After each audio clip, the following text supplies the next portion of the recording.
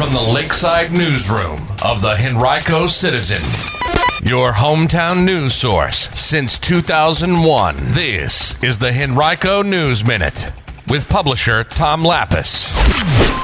Henrico supervisors will wait a few more days to finalize their reapportionment plan. We'll have details in today's Henrico News Minute for Wednesday, December 15th, 2021. And now for the news. The Henrico Board of Supervisors last night had expected to approve a reapportionment plan that would have shifted the boundaries of each of the county's 5 magisterial districts slightly to reflect updated population counts from the 2020 U.S. Census. But the board opted to delay that vote until Thursday night. It's called a special meeting for 6:30 that night to vote. The move came after comments from about a dozen people at a public hearing last night. Also yesterday morning, the Henrico NAACP proposed its own reapportionment map that it said would better reflect the county's population. Several other options also were presented to the board last night. Now, the county has until December 31st to finalize a plan and submit it to the Attorney General's office for pre-clearance.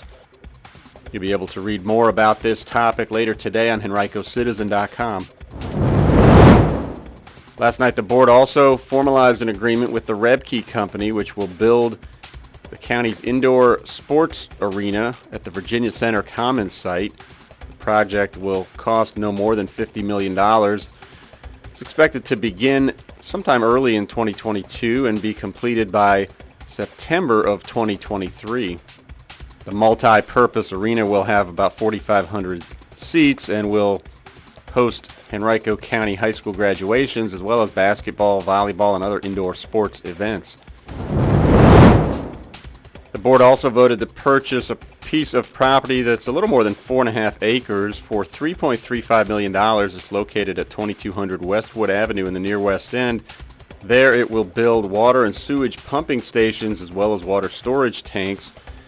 Those will go to support redevelopment efforts, and last week, County Manager John Vitolkas announced that the county will try to attract technology businesses to that area.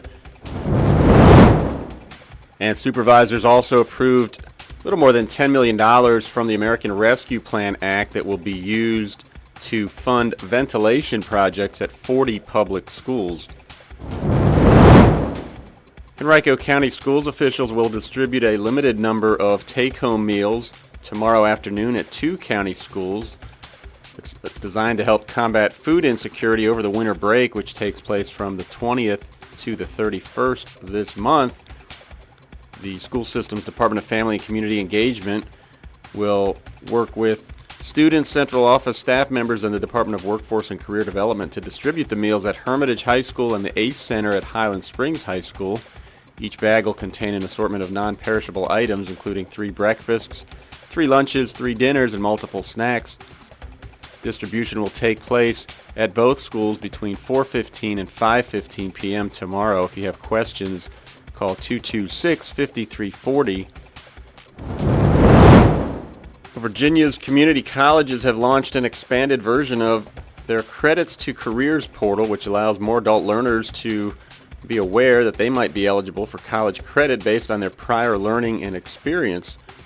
Before this expansion, that program only served people with military experience. It was designed to translate that service into college credit.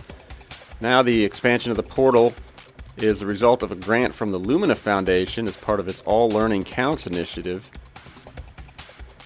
You can learn more at credits, 2careers.org.